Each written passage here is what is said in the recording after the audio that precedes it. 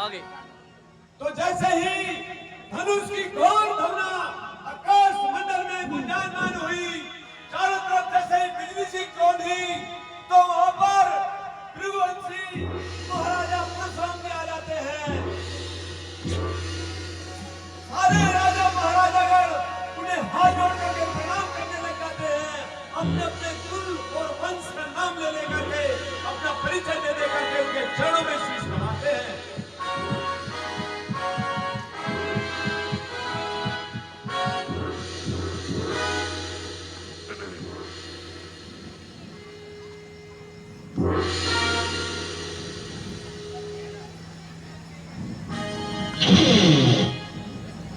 तो उनको देख करके जनक जी ने सीता जी को बुलवा करके उनके चरणों में प्रणाम कराया। पापा जी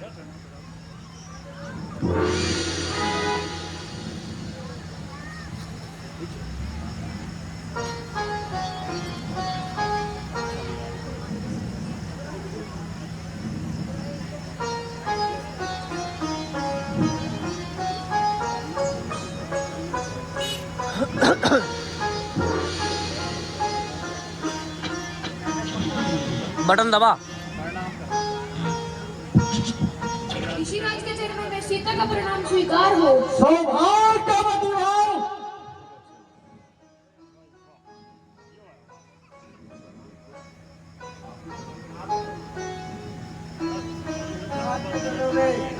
जनक का प्रणाम विश्वामित्र मिले पुनियाई, पद सरोज मेले दऊ भाई। उसके पश्चात विश्वामित्र जी दोनों भाई राम और लक्ष्मण जी को लेकर के और परशुराम जी को प्रणाम करवाते हैं।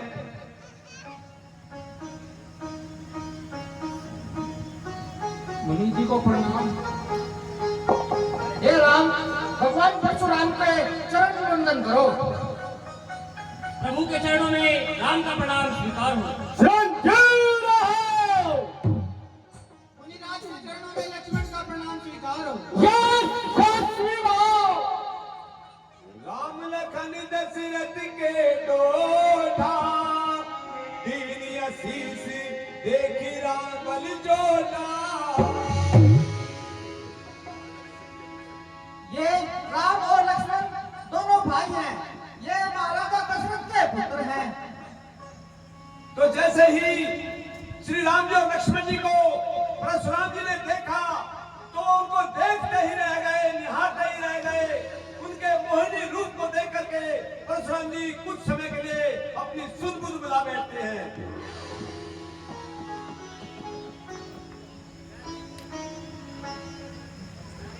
और फिर कुछ समय के पश्चात परशुराम जी अपनी स्मृति में वापस आते हैं और फिर क्या कहते हैं? बहुरी विलोक विदय हसनी के कायत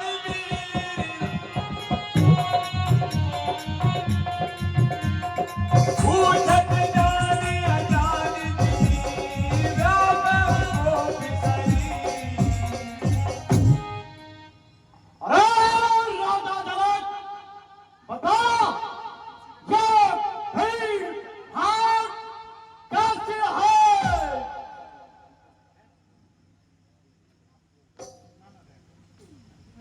समाचार कई जनक सुनाए,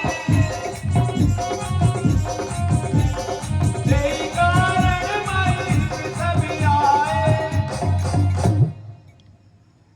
हे ऋषिराज, मैंने अपने पुत्री सीता का स्वयंवर रचा था, जिसमें यह शर्त रखी थी कि जो शिव का धनुष का भंजन करेगा वही उसका वर होगा। आपकी कृपा से प्रभु वे काम आज सिद्ध हो गया। अरे सुनत वचन फिरी अनंत निहारे, देखे छाप खंड मैदाने। तो जब जनक जी ने कहा कि हे ऋषिवर, हे परशुराम जी, मैंने अपनी पुत्री के स्वयंवर में शर्त रखी थी कि जो धनुष का भंजन करेगा मैं उसी से अपनी पुत्री का विवाह करूंगा, तो परशुराम को उठा करके देखा और उसको जमीन पर पटक दिया और क्रोध के मारे उनकी आंखें लाल हो गई। अरे कृष्ण देव वचन कठोरा कौ जन जनक धनुष के तोरा। अरे राजा जनक, शीघ्र बता, ये धनुआ किसने तोड़ा है? किसने इस भरे समंदर में सीता से नाता तोड़ा है? बेग दिखाओ मोरी में आजू उलटे मैंने नहीं समझाजू। अरे मूर्खजनक, शीघ्र बता, ये धनुआ किसने तोड़ा है? किसने इस भरे समंदर में सीता से नाता जोड़ा है? और यह शीघ्र उसको दिखला, वरना चौपट कर डालूंगा। जहां तक तेरा राजकोट सब उलट पलट कर डालूंगा। तो जब परशुराम जी की क्रोध भरी वाणी महाराजा जनक ने सुनी तो वो बड़े डर जाते हैं, भयभीत हो जाते हैं, कुछ भी नहीं कहते हैं। और जो कुटिल राजा थे उनके मन में बड़ा हर्ष होता है, वे मन में खुशी मनाते हैं कि अब परशुराम जी आ गए हैं, जिस कार्य को हम नहीं कर पाए अब परशुराम जी सबको सीधा करेंगे। इस प्रकार से सारे राजा महाराजागण भयभीत हो जाते हैं। नाथ संबुधन भंजनिहारा होय कौए की दास तुम्हारा। हे नाथ, हे स्वामी, ये शिव धनुष का भंजन करने वाला अवश्य कोई आपका ही दास होगा। आयस का कहिए किन मोही सुनिर साई बोले मुनि कोई। हे ऋषिराज, आप क्रोध मत कीजिए और मुझे अपना सेवक जानकर मुझे आज्ञा दीजिए। अरे सेवक जो सो करे सेवकाई, हरि करनी कर करी लड़ाई। हे राम, सुन, सेवक वह होता है जो सेवक का काम करे, शत्रु का काम करने पर तो लड़ाई ही करनी चाहिए। राम जय शिव धन तोरा, जय शिवाऊ सब सोई पुकोरा। हे राम, सुन, जिसने इस शिव जी के धनुष का भंजन किया है वह शास्त्र बाहु का सदा मेरा शत्रु है।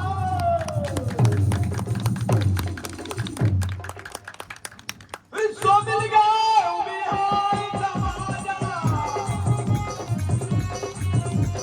नच मारे जय कविराजा। या तो वो इस समाज से बाहर आ जाए, नहीं तो धोखे में सभी राजागण मारे जाएंगे। तो परशुराम जी की बातें सुन करके लक्ष्मण जी मुस्कुराने लग जाते हैं और वो फिर क्या कहते हैं। बहुधन ही तोरी लड़काई, कब उन्हें असिरिस की गोसाई। हे मुनिराज, हमने तो बचपन में ऐसे बहुत से धनुष तोड़े हैं, परंतु ऐसा क्रोध तो आपने कभी नहीं किया।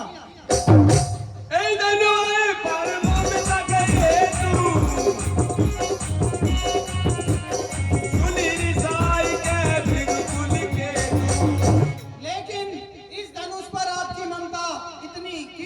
से हैं।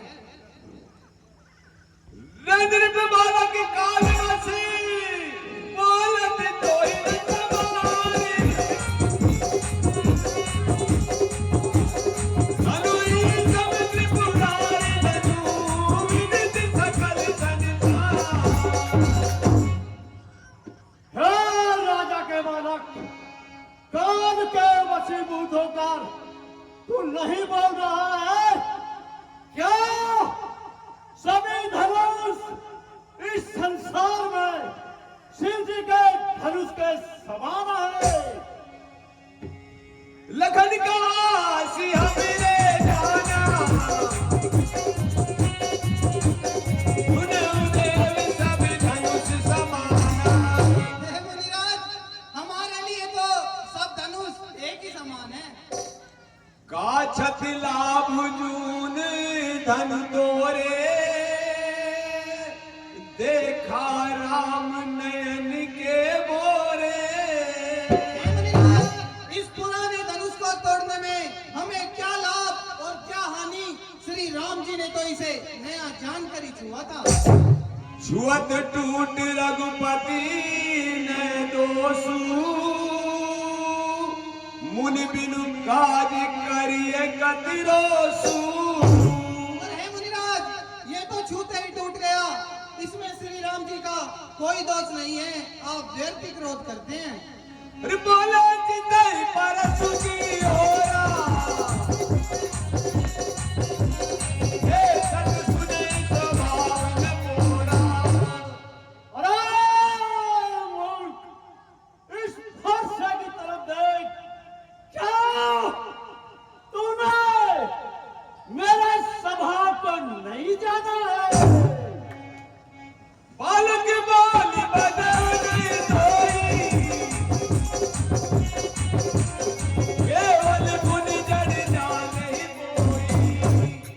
मैं तुझे बालक समझकर नहीं मार रहा हूं, तो मुझे मुनि ही मुनि मत जान। और बाल ब्रह्मचारी अति कोई विष्णु नित क्षत्रिय कुली द्रोही।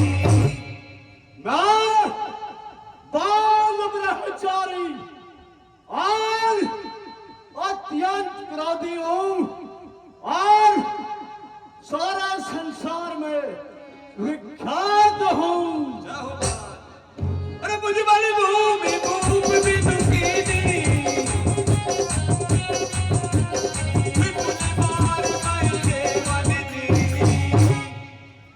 अरे राजा के बालक, मैंने अपनी भुजाओं के बल से इस पृथ्वी को राजाओं से रहित कर दिया और ब्राह्मणों को दान दे डाला। हे मुनिराज, सुख का संवाद भी कभी दुख का कारण बन जाता है। मीठी बोली के कारण ही तोता पिंजरे में आता है। जो ज्यादा मीठा होता है वो अपना नाश कराता है, और मीठे गन्ने को देखो तो कोलू में फेला जाता है। भाई ने मीठे वचन कहे, इसलिए क्रोध बढ़ आया है। सबसे पहले जो बोल उठे, इसलिए चोर ठहराया है। अच्छा अपराधी हम ही सही, हमने ये कहर निचोड़ा है। जो करना हो सो करे, आप सिर्फ धनुष हम ही ने तोड़ा है। सच बाऊ संसे ननिहारा हर सुवी लोक वही की कुमारा।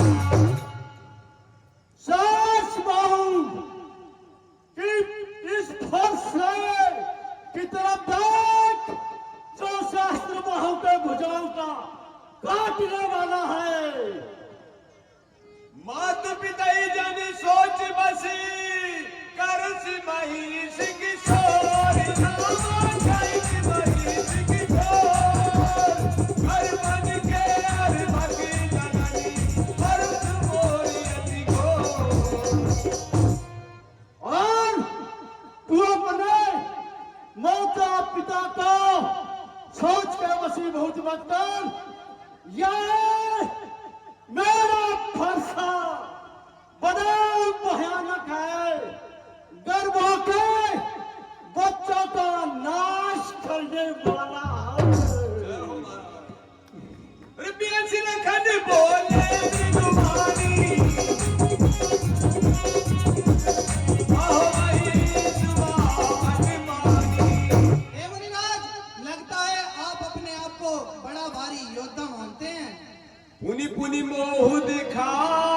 कुठारू चहते उड़ावन फूकी पारू। हे मुनिराज, आप मुझे बार बार फरसा दिखा रहे हैं। क्या आप फूक से पहाड़ को उड़ाना चाहते हैं? ये कुंभर बतिया को उड़ाई, ये दर्जन देखी मर जाई। हे मुनिराज, यहाँ कोई छुई मुई के पौधे नहीं है जो आपकी त्रिजनी उंगली देखते ही मुरझा जाएं। देख कुठारू सरासन बान्या, मैं कछु कहा सहित अभिमाना। मुनिराज, आपके धनुष बाण और कुठार को देखकर ही मैंने कुछ अभिमान सहित कहा है। भृगुसुत समुझ जने उमिलो की, जो कछु कहूं सहु ऋषि रोकी। हे मुनिराज, आप भृगुवंशी ब्राह्मण हो तो जो भी कुछ आप हमें कहेंगे वो हम क्रोध को रोककर सह लेंगे। सुर हरि सुर महिसुर हरि जनी अरुगाई, हमरे कुल इन पर न सुराई। हे मुनिराज, हमारे कुल में ब्राह्मण, देवता, हरि भक्त और गाय इन पर कभी वीरता नहीं दिखाते, क्योंकि इन्हें मारने से पाप लगता है और हारने पर अपकीर्ति होती है। कोटि कुलिस सम वचन तुम्हारा, व्यर्थ धर्म धनु पान कुठारा। हे मुनिराज, आपका तो एक एक वचन ही करोड़ों वज्रों के समान है। हे प्रभु, धनुष बाण और कुठार तो आप व्यर्थ ही धारण करते हैं। तो जब लक्ष्मण जी कहते हैं कि हे भगवंशी, हमारे वंश में ब्राह्मणों, गौ, देवताओं और प्रभु भक्तों पर हाथ नहीं उठाते, इस तरह की जब वे बातें कटी पटी कहते हैं तो परशुराम जी को और अधिक क्रोध आ जाता है। अरे कौन सी की सुनो मान दो ये बालकू, उठली काल बचली कुली काल। अरे विश्वामित्र सुन, यह बालक बड़ा कटुवादी और कड़वे वचन बोलने वाला है। भानु बंसुरा के कलंकु, निपट निरंकुश अबुध असंकु। और यह सूर्य वंश रूपी कुल के अंदर चंद्रमा में कलंक के समान है। अरे काल कलौ होई छनमाई,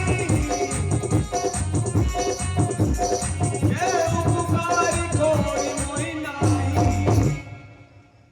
अरे सभासद हो, मैं पुकार कर कहता हूं, यह बालक क्षण भर में काल का गिलास हो जाएगा। अरे लखन क्या मुनि सुजस तुम्हारा, तुम्हें छत्र को मरने पारा। हे मुनिराज, आपके यश को आपके रहते और कौन वर्णन कर सकता है? अपने मुंह तुम आपनी करनी, बारी अनेक भांति बहुबरनी। मुनिराज, आपने अपने मुख से अपनी करनी अनेकों बार वर्णन की है। नहीं संतोष तपुनी कछु कहूं, जन ऋषि रोगी दुसह दुख सहूं। हे मुनिराज, अगर आपको इतने सब पर भी संतोष नहीं है तो मुझे कुछ कहिए, यूं क्रोध को रोककर दुख मत सहिए महाराज। वीर व्रती तुम धीर अछोभा, गारी देत ने पावहु शोभा। हे मुनिराज, आप वीर व्रत धारण करने वाले हैं, यूं गाली देते हुए शोभा नहीं पाते। सूर समर करने करही, कहन जनावैया पुरावा। वीर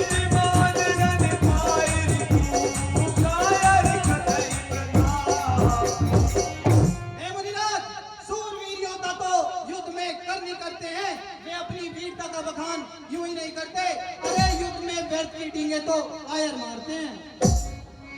तुमको कालुहा के जनुलावा बारी बारी मोहिला की बोला। हे मुनिराज, लगता है आप काल को हाँक कर अपने साथ मेरे लिए ले आए हैं और बार बार मुझे डराते हैं। तो लक्ष्मण जी के ऐसे वचन सुनकर के परशुराम जी और अधिक क्रोध में हो जाते हैं और लक्ष्मण जी को कठोर वचन कहते हैं और वो अपने परसे को सुधारने लग जाते हैं और बार बार उस परसे को ठीक करते हैं। अब यदि दे दोष कोई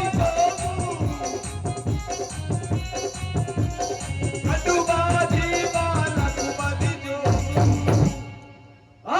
सभासदाओ, यह बालक बड़ा कड़वा बोलने वाला है और अब ये सचमुच मारना ही योग्य है। बाल विनोद बहुत में बाचा, अब यौवन निहारी भाषा। मैंने इसे बालक समझकर छोड़ दिया था, अब ये सचमुच मरने ही योग्य है। कौशिकिका क्षमिए अपराधु, बाल दोष गुण गणैन साधु। हे महर्षि, बालकों के गुण और अवगुण गिना नहीं करते, इन्हें क्षमा कर दीजिए। खर कुटार में अकरन कोई, आगे अपराधी दूतोई। यहाँ तीखी धार का मेरा कुठार और मैं अत्यंत क्रोधी हूँ और रहित हूँ।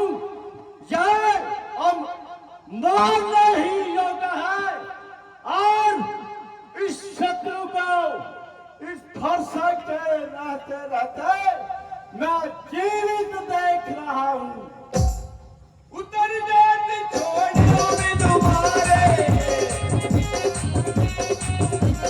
केवल कौशिक शील तुम्हारे।